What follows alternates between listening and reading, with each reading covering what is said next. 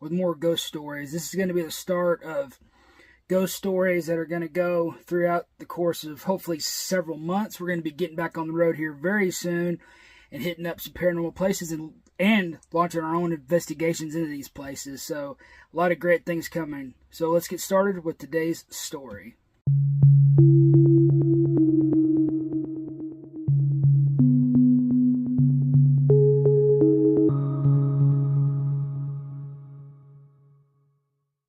Lying beneath the forest and hills of central Kentucky is the largest known cave in the world. Mammoth Cave became a national park in 1941 to welcome some 2 million visitors annually, but humans first explored its endless paths, passages, and tunnels as long as 12,000 years ago. Indigenous people to the area used the cave as a burial place for their dead, and several mummies have been unearthed here over the years. The first owners of the land mined the cave for bat guano, essential to the production of gunpowder, until demand dropped off at the end of the War of 1812. It was then that the owners opened the cave to tourists, and it became more and more famous as the 19th century progressed. It's hardly surprising that an underground world of dark corners, shadowy passageways, and black waters has given rise to the number of ghostly tales, and those said to have taken place in Mammoth Cave span several generations. For every tourist who has no understanding of the natural phenomenon of the caves, consequently interrupts an occurrence as weird, there's a knowledgeable park ranger guide, geologist, or splunker who has encountered things that cannot be easily explained inside of Mammoth Cave. First visitors to Mammoth Cave several times and have talked with many people who have worked there.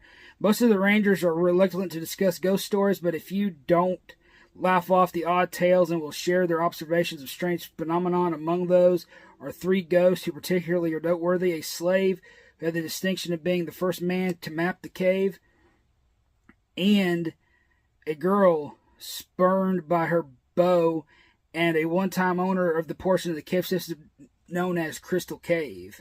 In 1838, landowner Franklin Gorn introduced Stephen Bishop, a 16-year-old slave, into the cave. Bishop would become the first man to explore and map the cave system. He served as an expert guide there for the rest of his life, and so loved the dark underground world that he purposely turned down a chance for freedom because it would mean leaving Mammoth Cave behind. Science teacher Larry Parcell of Bowling Green, Kentucky, worked as a summer's guide at the cave for a number of years and had strange experiences, one of which could have been connected to the ghost of Bishop. One day Parcell was on a tour when the group stopped. As another guide delivered his regular talk, the lights were all off, and it was Parcell's job to go down the path and turn them all back on. As Parcell was walking along, he saw a black man with a woman and 2 children. Parcell said the man had on white pants, a dark shirt, a white vest, and a white Panama hat. The people were real enough that I walked around them, Parcell said, but when I turned on the lights, they were no longer there. The late 1880s attire worn by the vanishing man was from Bishop's time, so who knows whether Bishop might have been in the mood to conduct a family tour of the cave. Parcell isn't the only one who may have encountered Stephen Bishop. Other visitors have reported seeing a man of the former slave's depiction and have assumed him to be part of the historic tour, perhaps playing his part of Bishop, but when they've asked about the man or looked for him again, he is gone. Another cave ghost is even more famous than Bishop, probably because her story was one told of tragedy in Mammoth Cave. An article that appeared in Knickerbocker magazine in February 1858, the central character is a girl named Melissa who lived near Mammoth Cave. The article states that she told the entire tale on her deathbed before succumbing to consumption, the affliction known as tuberculosis. Melissa had fallen in love with her tutor, a young Bostonian named Bolivar, but the tutor rebuffed Melissa's affections and began courting a neighbor girl instead. So Melissa plotted her revenge. Familiar with the twists and turns of Mammoth Cave, she lured Mr. Bolivar there for a tour at Echo River, an underground stream deep in the cave. She vanished inside of a side passage, leaving this poor man to find his own way out. Days passed without any sign of Bolivar. A despairing Melissa, who had intended only to play a cruel trick, began to make daily treks underground. She searched and called out to the object of her affection until she was hoarse, But Bolivar would never be seen again. A few years later, after the tragedy, Melissa was diagnosed with consumption and died a short time later. It is said that she never recovered from her guilt over her tutor's death. Many believe that her ghost is still seen and heard at Mammoth Cave, desperately searching for the unfortunate Mr. Bolivar. The story has its share of melodrama, but don't dismiss it too quickly. Gary Bramer, a former Mammoth Cave guide, says there may be something credible about the tale. Several years ago, Bramer and 4 others were in a boat on Echo River. One of the men left to get another paddle for the boat, and Bramer remembers what happened next. Those of us in the boat all heard a woman calling out. It wasn't screaming. It was more like she was looking for someone. It wasn't until the next day that Bramer first heard the story of Melissa. This wouldn't be Bramer's last encounter on the Echo River. A short time later, he was there with a new employee who had never seen the river before. She suddenly turned and grabbed his shoulder. "Did you hear a woman cough?" she asked. Bramer felt a cold chill. Melissa had died of tuberculosis, he remembered. The other employee verified Bramer's version of the experience and added that she had also heard gobbled voices rafting through the cave.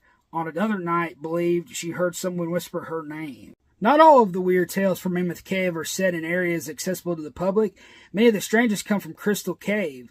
Once believed to be a separate cave and operated as a private attraction, it is no longer open to the public, yet the stories that surround this portion of the cave are too mysterious to ignore.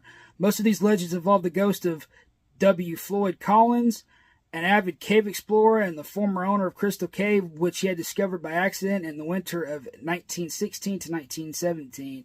He and his family opened the cave in 1918, after which Collins constantly sought a commercially explorable hook that would ensnare tourists. His explorations led him to a hole on a nearby farm the press would later call the Sand Cave. In reality, a series of narrow twisting crevices that Collins sought to expand, but he thought could be a commercial boom, actually became his undoing. While working on site, January 30th, 1925, he was trapped in a small passage after part of the cave collapsed and his foot became wedged under a rock. Despite a massive effort, constantly shifting earth prevented searchers from rescuing Collins, who was trapped for 2 weeks before he died. A few decades back, a group of Mammoth Cave employees was on an after-hours excursion in Crystal Cave when they noticed an old wacky bottle resting on a rock ledge. One of the men in the group picked it up, looked at it, and put it back in the same spot. The group then walked on deeper into the cave. Later that evening, one of the men who was walking back towards the cave entrance and was passing the bottle when he heard something. "It was just behind my ear," he stated. "I heard a sound as someone had flicked a finger against glass, a clink. I turned around just in time to see the bottle hit the ground. Another man who was with him jumped back in shock. He claimed that the whiskey bottle had fallen, but instead came straight out of the ledge and just dropped. The little clink was loud enough to make me look back towards the ledge," he remembered. And as he did, the bottle actually came out and then went right down in front of him. It was a very bizarre. Could the ghost of Floyd Collins be responsible for this strange occurrence? The men involved wondered whether this was the case, but a later event that took place in the area would be a more direct connection to the man. In July 1976, a former Crystal Cave employee named George Wood filed a report saying that he and another employee, Bill Cobb, spent a day checking springs for a study on underground water. They didn't make it to the last spring, which was near the abandoned Collins house on Flint Ridge. After dark, Cobb went to the spring while Wood waited near the truck. After a few moments, Wood heard the sound of a man crying out. At first, he thought it was his friend calling for help, but the voice seemed too high-pitched. It was also so faint that he had to listen carefully to hear what he was saying. The voice called out over and over again, "Help me, help me, help me, I'm trapped. Johnny, help me." As Wood stood there on the ledge on the dark road, he felt a cold chill as he recalled hearing about how Floyd Collins was trapped and where he was trapped in Sand Cave, only a short distance away. A few minutes later, Cobb returned to the truck, and Wood asked him if he'd been calling to him. Cobb said no, and that he had heard nothing while at the spring, but after hearing his friend's account of the cries, Cobb admitted that he too was spooked. The two men didn't waste any time before driving off.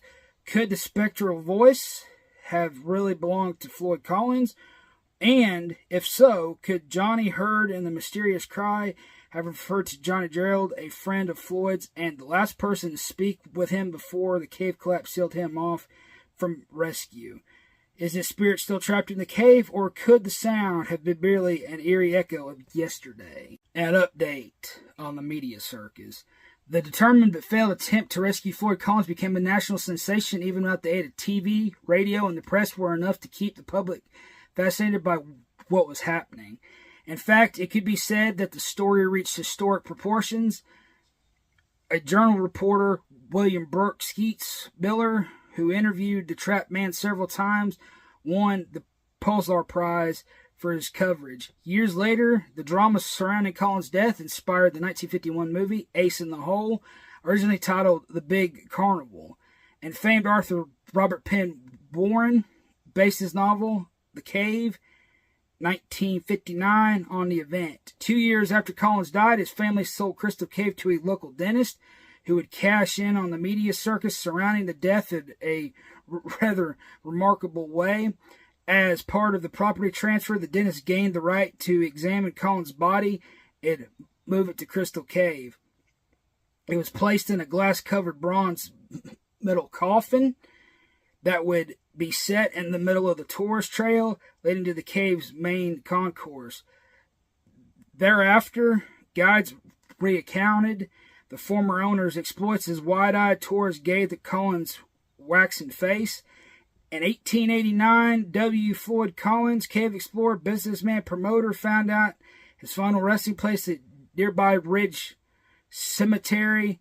Today, his memory lives on in Floyd Collins Museum, located in Cave City on Old Mammoth Cave Road. An experienced Mammoth Cave tour guide named Joy Lyons tells of a tour taken a few years ago when the large group of two additional guides reached a point on the trail known as the Methodist Church. All of the lights were turned off as usual, allowing tourists to experience what the cave was like in total darkness. Lyons was standing at the back of the group when the lights went out and the lead ranger began his talk. All of a sudden, she felt a strong shove against her shoulder, hard enough that she had to step forward to keep from falling over. She turned to the ranger, who was supposed to be standing next to her, and whispered to him to stop clowning around. A moment later, after the lead ranger had ignited a lantern, Lyons saw that her fellow ranger was actually about 70 feet away. There was no way he could have been the one that shoved her, and then walked so far in the pitch-black darkness. There was no one near me, she said, and it was a plainful shove. There are so many of us who feel things in various parts of the cave. The accident wasn't frightening, but it's just proof that some things that happen in the cave cannot be explained. That is the story of Mammoth Cave.